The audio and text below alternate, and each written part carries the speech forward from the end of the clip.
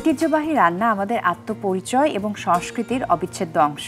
প্রিয় দর্শক, আপনাদের সবাইকে স্বাগত জানিয়ে শুরু করছি আরিফেল গ্যাস স্টোভ রান্নায় ঐতিহ্য।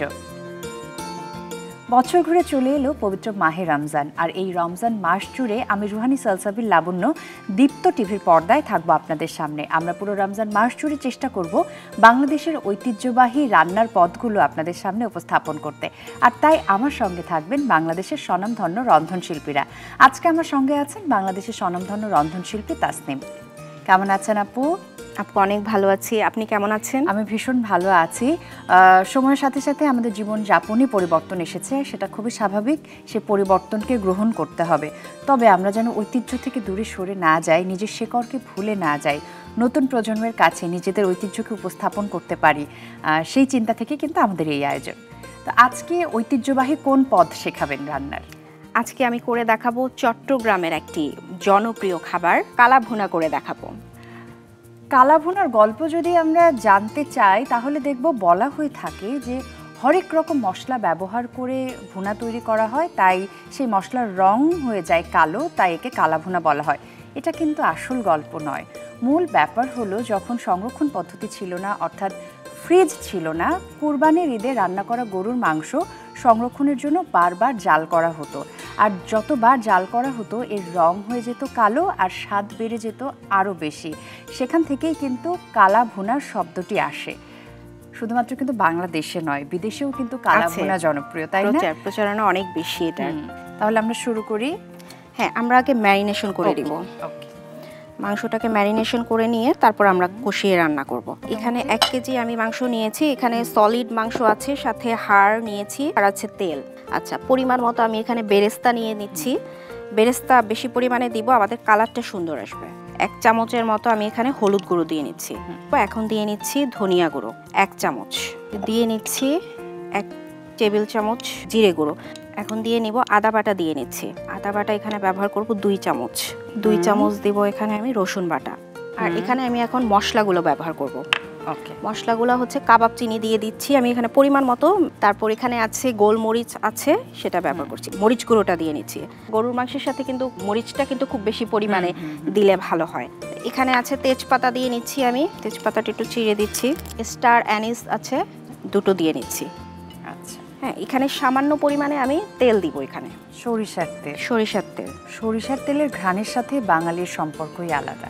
মিক্স করার সময় যেন মাংসটাতে আমার খুব ভালো করে মশলাটা লেগে থাকে, সেক্ষেত্রে চামচ থেকে আমি যদি হাতটা ব্যবহার করি তাহলে সেটার মিক্সিংটা খুব ভালো হয়। এখন আমি চুলার আঁচটা দিয়ে নিচ্ছি। প্রিয় দর্শক, আমরা ব্যবহার করছি আরিফেল গ্যাস স্টোভ। আপু, আপনি দেখতে পাচ্ছেন 8 mm tempered glass top panel, যা মজবুত এবং দীর্ঘস্থায়ী। যেহেতু গ্লাস, সেই জন্য কিন্তু ক্লিন করা খুবই ইজি। আরিফেল গ্যাস স্টোভ নিরাপদ এবং ঝামেলাবিহীন, সেই সাথে 50,000 বার অটো ইগনিশন দেয় একেবারেই হ্যাসেল ফ্রি রান্না। সেক্ষেত্রে আমাদের রান্না করতে অনেক ইজি হয়, খুব তাড়াতাড়ি হয়ে যায়। হ্যাঁ, এখন আমি তেল দিয়ে নিচ্ছি কড়াইতে, পরিমাণ মতো এখানে সরষের তেল দিয়ে নিচ্ছি। এখন আমি দিয়ে নিচ্ছি মাংসটা। অল্প আঁচে দিয়ে আমরা কষিয়ে কষিয়ে আমাদের রান্না করতে হবে।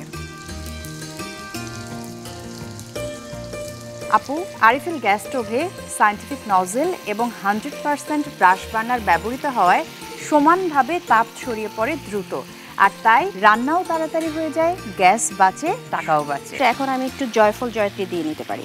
অল্প পরিমাণে আমি জয়ফল জয়ত্রী গুঁড়োটা দিয়ে দিচ্ছি, আর সেই সাথে লবণ দেওয়া হয়নি, স্বাদ মতো লবণ দিয়ে নেব আমি। আপু, এটা আরও কষিয়ে কষিয়ে আমাদের রান্না করতে হবে 10 মিনিট। এখন আমরা ঢাকনা দিয়ে কষাবো। সেক্ষেত্রে আমাদের মশলাটা যেন পুড়ে না যায়, সেক্ষেত্রে এখানে আমার গরম পানি করা আছে, আমি একটু গরম পানি দিয়ে নিচ্ছি। আচ্ছা, এটা হালকা, কারণ আমাদের মাংস থেকে আমাদের প্রচুর পরিমাণে পানি বের হবে। আমরা ফার্স্টে যেটা করব, চুলায় বসিয়ে আমরা অল্প আঁচে দিব না, আমাদের বার্নারটা আমরা আঁচটা আরও হাই হিটে দিয়ে আমরা আগে 10 মিনিট কষাবো। ঠিক আছে,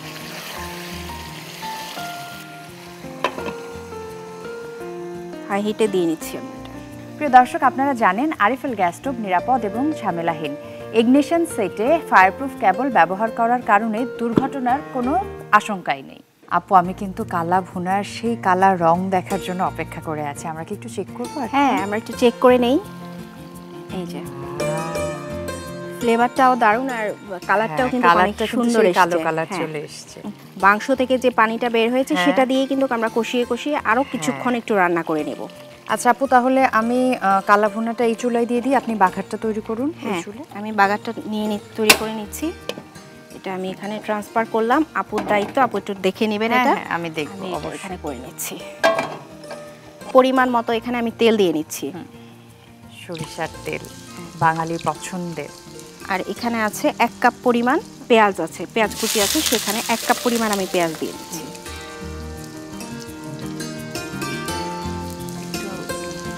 দেই।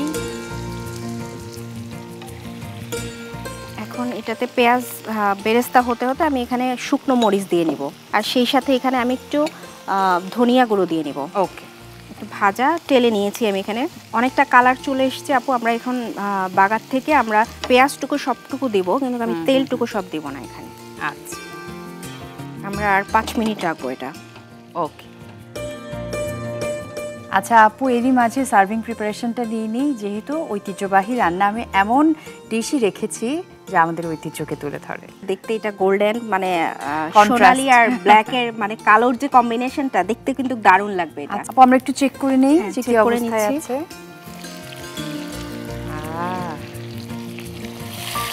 যারা নিয়মিত রান্না করে এবং বিশেষ করে যারা রন্ধনশিল্পী, এই যে হাঁড়ি পাতিলের সাথেও তাদের খুব কানেকশন থাকে, তাদের হাঁড়ি পাতিলগুলোও খুব মানে যত্নের হয়। হ্যাঁ। তো সেই জায়গা থেকে আরিফেল গ্যাস স্টোভে স্মার্ট এয়ার কন্ট্রোলার থাকায় হাঁড়ি পাতিলে কিন্তু কালি হয় না।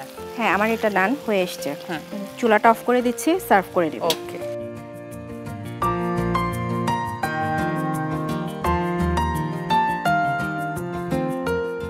এখন ডেকোরেশন করে নিব।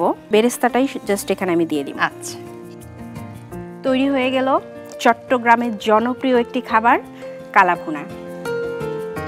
প্রিয় দর্শক, আপনারা কিন্তু চাইলেই ঘরেই তৈরি করতে পারেন কালা ভুনা। তাহলে চলুন আপনাদেরকে আরও একবার দেখিয়ে দিচ্ছি কালা ভুনার প্রস্তুত প্রণালী।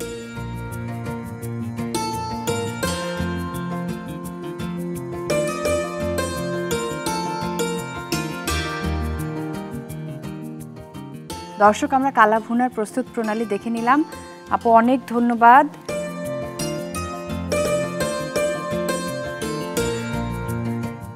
খুব ভালো থাকবেন, নিশ্চয়ই আগামীতে আবারও দেখা হবে। রমজানুল মোবারক। আপু আপনিও ভালো থাকবেন এবং অসংখ্য ধন্যবাদ আপনাকে। এবং চট্টগ্রামের একটি ঐতিহ্যবাহী খাবার দেখাতে পেরে কিন্তু আমার কাছে নিজের কাছে খুব ভালো লাগছে। প্রিয় দর্শক, এই ছিল আমাদের আজকের আরিফেল গ্যাস স্টোভ রান্নায় ঐতিহ্য। পুরো রমজান মাস জুড়ে আমরা চেষ্টা করব আপনাদের সামনে ঐতিহ্যবাহী পদগুলো উপস্থাপন করার। আজকের মতো আমি রুহানি সালসাবিল লাবণ্য বিদায় নিয়ে নিচ্ছি। সবাই খুব ভালো থাকুন। আরিফেল গ্যাস স্টোভ রান্নায় ঐতিহ্য দেখতে চোখ রাখুন দীপ্ত টিভি এবং দীপ্ত টিভির ডিজিটাল প্ল্যাটফর্মে।